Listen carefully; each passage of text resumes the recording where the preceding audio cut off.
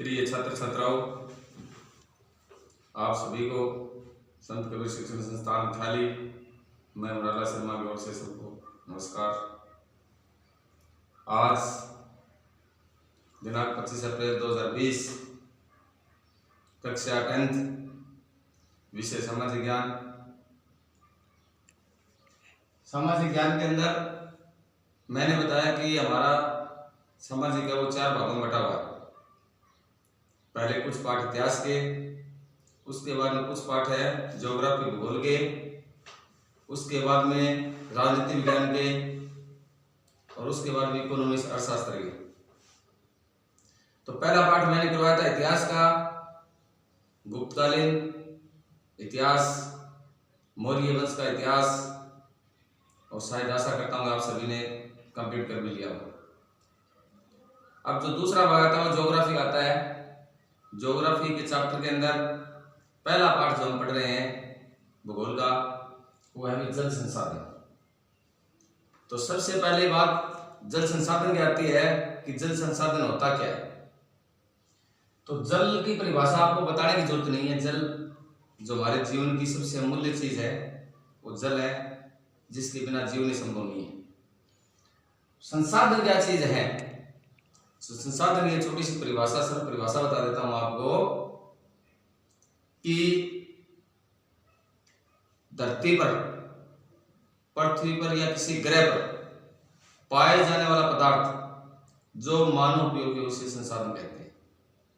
बहुत प्यारी परिभाषा है ये कि धरातल पर या किसी भी ग्रह पर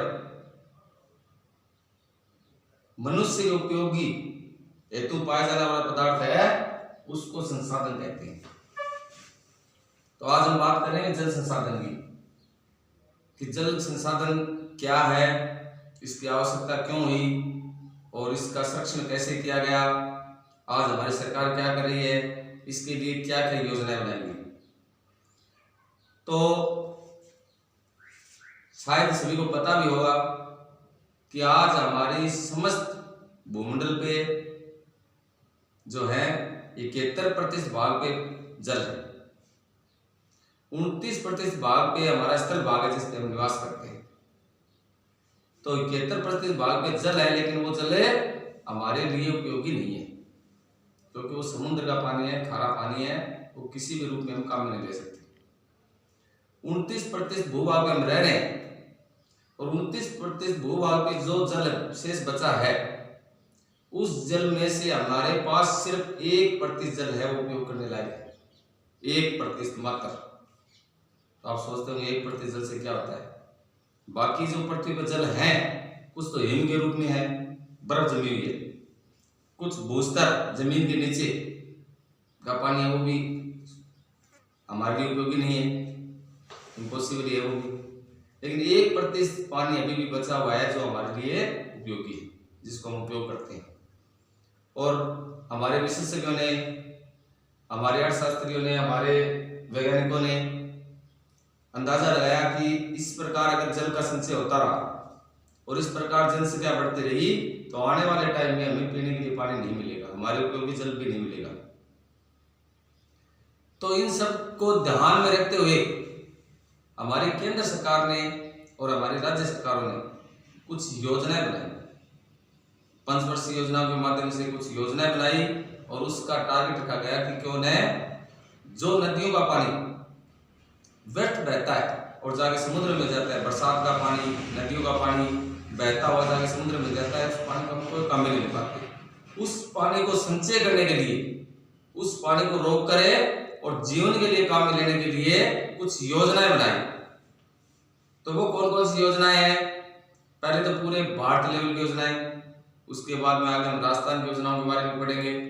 लेकिन पूरे भारत की जो संयुक्त परियोजनाएं हैं 5 वर्षीय योजनाओं के माध्यम से, सबसे पहले जो बात मैं बता रहा हूं वो योजना है भाई भाखड़ा नांगल बांध। अब आप जानते होंगे कि बांध क्या चीज है। बांध कक्षा 6, 7, 8 में आपने पढ़ा होगा कि बांध एक वो चीज है जो नदियों का पानी बहुत तीव्र गति से दौड़ता है, उसको रोकने के लिए, स्टे करने के लिए या उसका रास्ता चेंज करने के लिए, और ईंट कंक्रीट पत्थरों से एक ऊंची दीवार बनाई जाती है जिसको बांध कहा जाता है। बांध की परिभाषा आपको समझ में आ गई हुई कि नदियों का पानी जो स्पीड से बहता है उस पानी को रोकने के लिए या उसका रास्ता चेंज करने के लिए और कंक्रीट पत्थर ईंट पत्थरों से जो ऊंची ऊंची दीवार नुमा जो आकृति बनाई जाती है उसको बांध कहते हैं।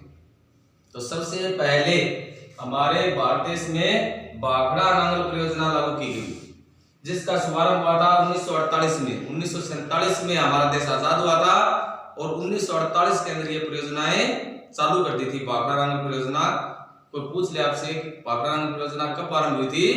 1948 में, आजादी के 1 साल बाद। और इसका पूरा जो काम है वो कंप्लीट हुआ था 1963 में जाके।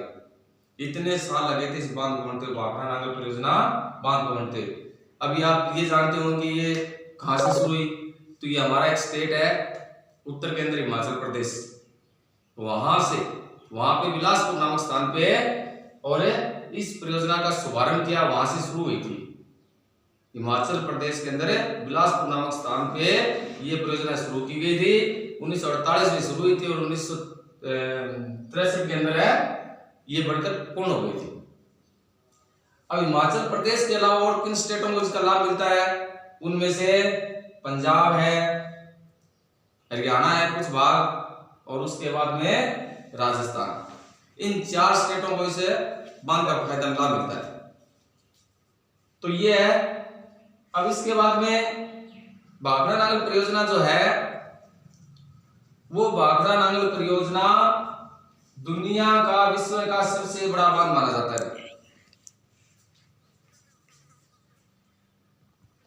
सबसे बड़ा बांध भाखड़ा नांगल परियोजना, सबसे बड़ा बांध जिसकी ऊंचाई है वो 167 मीटर है और लंबाई है वो 518 मीटर। 518 मीटर लंबा और 167 मीटर ऊंचा विश्व का सबसे बड़ा बांध है भाखड़ा नांगल परियोजना बांध। तो ये भाखड़ा नांगल परियोजना बांध है, ये केंद्र सरकार द्वारा पूरे भारत और विशेष करके हमारे 4 राज्य इससे लाभान्वित हैं। इसके बाद में दूसरा जो बांध है वो दामोदर घाटी परियोजना। दामोदर घाटी परियोजना है वो बंगाल, वेस्ट बंगाल का नाम सुना होगा आपने, वेस्ट बंगाल और झारखंड की संयुक्त परियोजना है। वेस्ट बंगाल और झारखंड की संयुक्त परियोजना, दोनों मिलकर परियोजना बनाई, बांध बनाया है। तो ये क्यों बनाया, इसकी जरूरत क्या पड़ी? इसकी जरूरत ये पड़ी कि ये जो बांध है, ये दामोदर जो नदी है उसकी तीव्रता इतनी स्पीड है, इतनी ज्यादा स्पीड है कि बंगाल को, जो दामोदर नदी है उसको बंगाल का स्रोत भी कहा जाता है। उसमें उसका जल स्तर है वो बाढ़ के रूप में वहां बहुत से क्षेत्र को प्रभावित करता है, बहुत ज्यादा बाढ़ आती है। तो इसको पानी की गति को कम करने के लिए, दामोदर नदी के पानी की गति को कम करने के लिए ये परियोजना चालू की गई। और ये परियोजना जो है वो बंगाल, वेस्ट बंगाल और उड़ीसा की परियोजना है।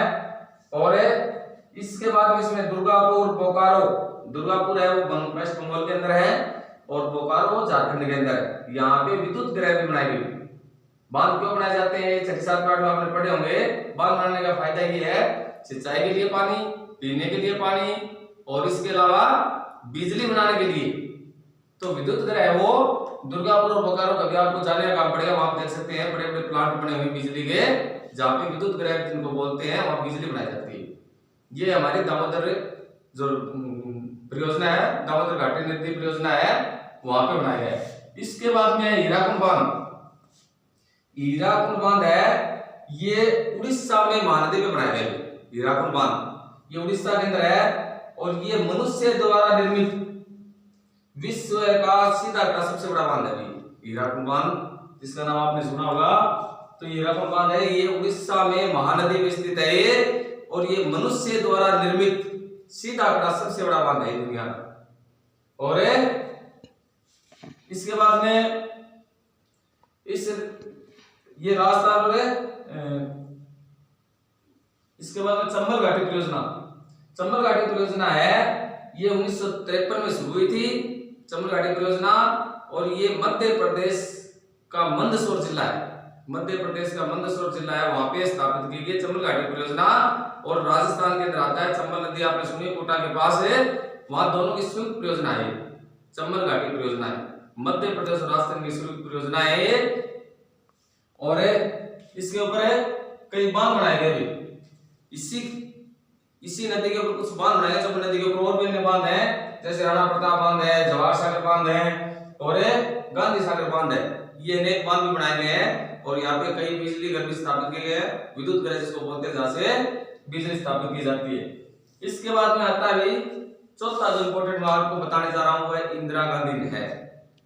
ये हमारे देश की पूर्व प्रधानमंत्री इंदिरा गांधी के समय में बनी थी और ये इंदिरा गांधी नहर जो है वो विशेष करके पंजाब और थोड़ा सा भाग हरियाणा और बाकी राजस्थान में काम आती है। इंदिरा गांधी नहर है ये एशिया की मनुष्य द्वारा निर्मित सबसे बड़ी नहर है। एशिया महाद्वीप आप जानते हो, एशिया महाद्वीप कितने देश हैं? जापान है, चीन है, Afghanistan, Taliban, Pakistan, Burma, Nepal, Bhutan, Iran, Iraq, इस एशिया महाद्वीप में है। इन देशों के अंदर, इस महाद्वीप के अंदर भारत और इतने देशों में सबसे बड़ी नहर जो है वो इंदिरा गांधी नहर है, जो भारत में स्थित है।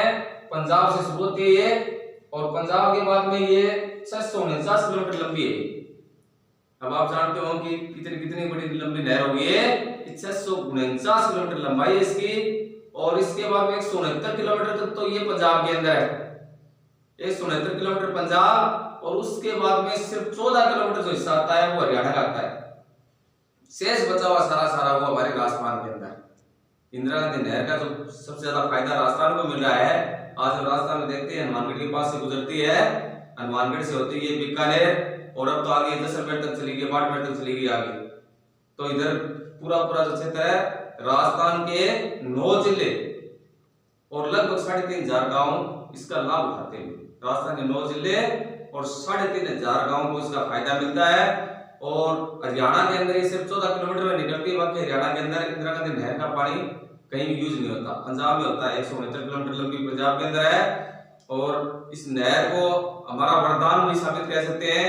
हमारे हथुर जिले के नजदीक सिद्धमुख में भी ये सिद्धमुख तक भी आई हुई है इसी नहर से निकालकर। तो इन नहरों से हमें क्या फायदा होता है? नहरों से हमें सिंचाई कर सकते हैं, नहरों से हमें पीने का पानी जो उपलब्ध हो रहा है। और कई जगह जो है आगे तक ये जो हमारे राजस्थान के आगे जैसे बाड़मेर है, जैसलमेर है, ये बहुत ही शुष्क और अकालग्रस्त जो क्षेत्र है, इनको आज चमन बना हुआ वहां पे खेती बाड़ी के लिए।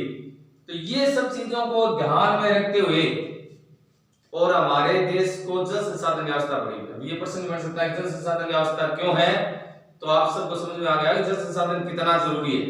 क्योंकि एक तो हमारा मौसम जो है वो अनियमित रूप से है, बरसात को सीमित नहीं है और हमें पता है कि पीने लायक पानी बहुत कम है, जनसंख्या बढ़ रही है। तो इन सब चीजों को रोकने, इन सब चीजों पे समाधान करने के लिए हमारी केंद्र सरकार और राज्य सरकारों ने ये जल संसाधन अपनाए भी, बांध बना के, जिसको डैम भी बोलते हैं, ये बांध बनाए गए हैं। इसके बाद में ये तो पूरे भारत लेवल की बात हम पढ़ रहे थे, उड़ीसा की बात भी पढ़ी हमने, मध्य प्रदेश की बात भी पढ़ी। अब जो अगले चैप्टर में जो बताएंगे वो सिर्फ हमारे राजस्थान के अंदर जल किन चीजों से हमें प्राप्त होता है, राजस्थान में कौन कौन से साधन ऐसे जल के जिनका हम उपयोग कर रहे हैं, और इसके बाद में सिंचाई के लिए कौन कौन से नहर हैं, राजस्थान के अंदर कौन कौन से बांध बनाए गए हैं, इनका विस्तार हम अगले चैप्टर में पढ़ेंगे। धन्यवाद।